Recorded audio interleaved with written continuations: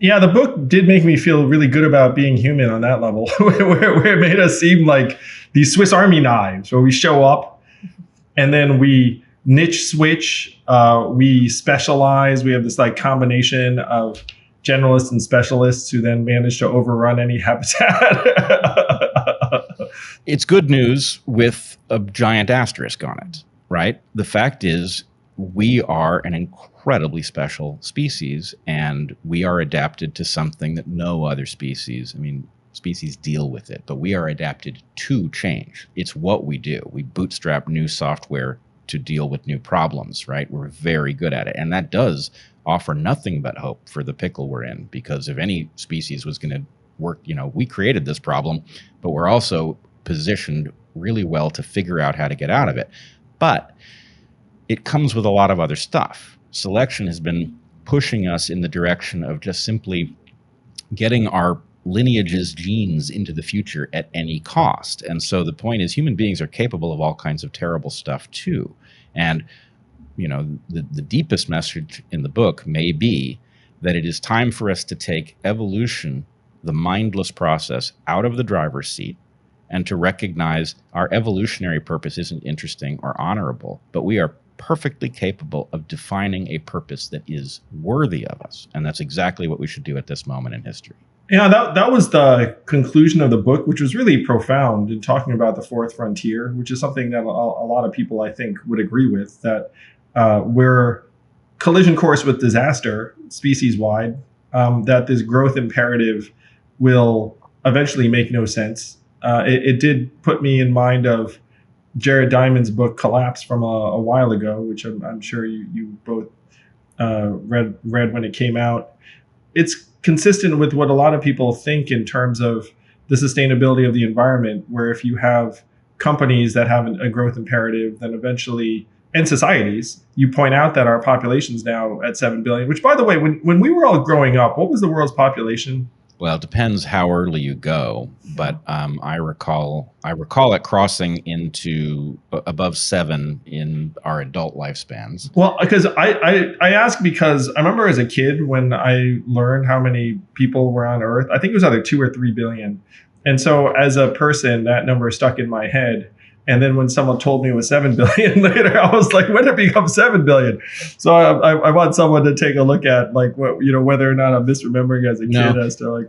I don't think you are. I remember thinking about this about my grandfather's lifespan. My grandfather was born in 1913, and the world population doubled twice while he was on Earth, which is a staggering fact. Yeah. Right. And we point out in the book that our desire for growth is not unusual.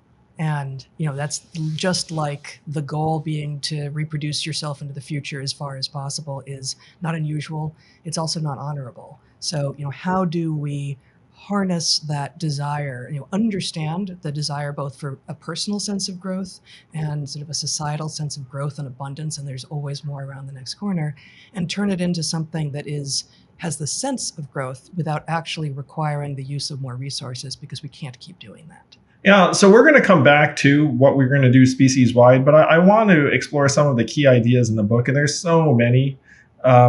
You talk about medicine, food, sleep, parenthood, relationships. So you could do a podcast about really any one of these. But I was trying to distill some of the key points.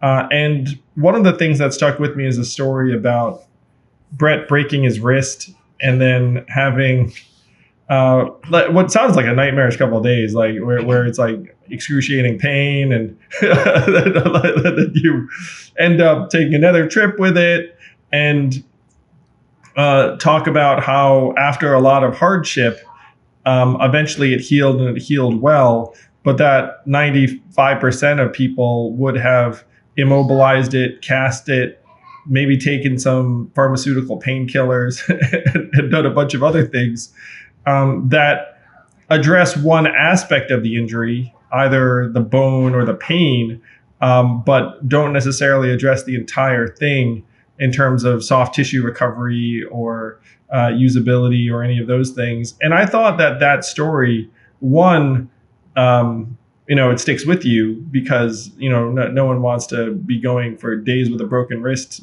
without drugs, in my opinion. I mean, I'd like to think that I'd do the same thing you did, but who the heck knows?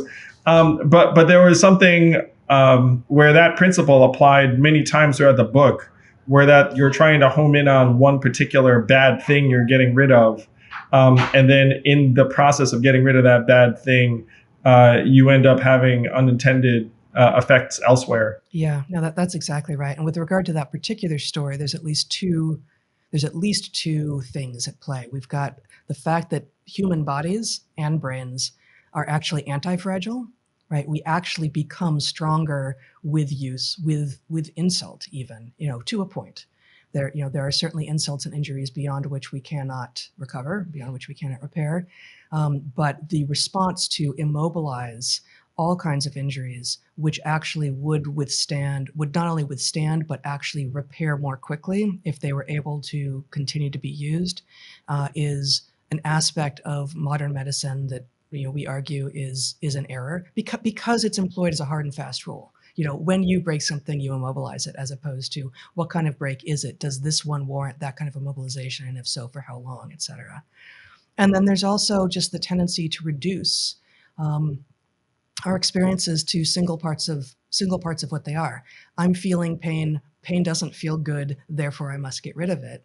Instead of recognizing that pain is an adaptive response, which we should consider, what is it that the pain is telling me? What might it be that I am doing that I can reduce such that the pain goes away, so that I can use the pain as an indicator of whether or not my behavior is helping me or harming me, as opposed to get rid of the pain so that I can continue on with, frankly, whatever I might be doing that's causing me to be in pain. So I would just add the incident. I broke my wrist. I fell off a hoverboard that our younger son. Those things are death traps, by the way. No, I'm kidding. Those things are. No, I'm a big fan of the electric unicycle, but I would agree with you. The hoverboard is a death trap, both in terms of its battery and also its control mechanism. But anyway, I fell off one as I was getting on it for the first time, and I felt my wrist crack. I knew what had happened. And the thing is, I had harbored the following belief for, I don't know, since I first learned about biology in high school, which is we are a kind of creature that has limbs that can repair from a break, because many of our ancestors had breaks, recovered, had offspring after that, right? Not every creature is like that. A horse is famously difficult to repair a broken limb because a horse's ancestors, if they broke a limb, very quickly got eaten by predators. And so there's no selective force to build the repair machinery. So my feeling was, okay, I'm a creature that knows how to repair its own limbs. Why is the instinct to go to a doctor who then immobilizes and does something that is a novel intervention? Surely nature has a program for what to do. Now, one caveat. I made very sure that what I had was a fracture in which nothing was misaligned. There was no indication that I had broken all the way through, right? It was a crack.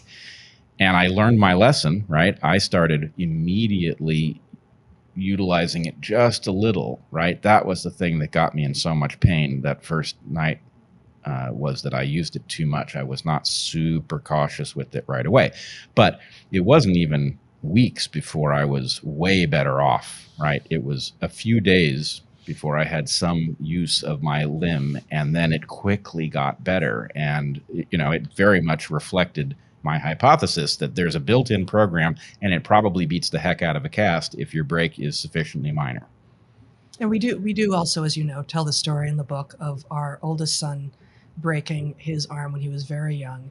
And it was such a remarkable break that he needed surgical intervention. And, without modern surgical capacity, he would be deformed now. His arm would have stopped growing, and he would be very asymmetric and have much lower functionality absent that capacity. So this, again, there are no set and forget rubrics here, and that also is one of the messages of evolutionary thinking, is that it actually is clarifying and simplifying, but you do have to carry around with you an expectation that whatever happens, okay, I'm going to have to think this through just a little bit. from first principles to see what I should do next, as opposed to it's a break, cast it.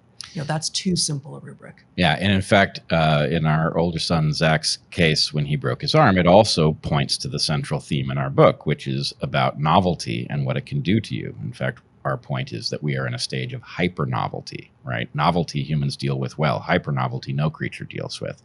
And our older son, when he broke his arm in this spectacular way, it was the combination of a couple of mundane novel factors: a small set of stairs and a hippity hop, neither of which have any analogy in the ancestral environment. And the combination of them resulted in a child doing something that would have been a rarity for an ancestor, right? The forces were just too great, and the break was beyond what normal repair would handle.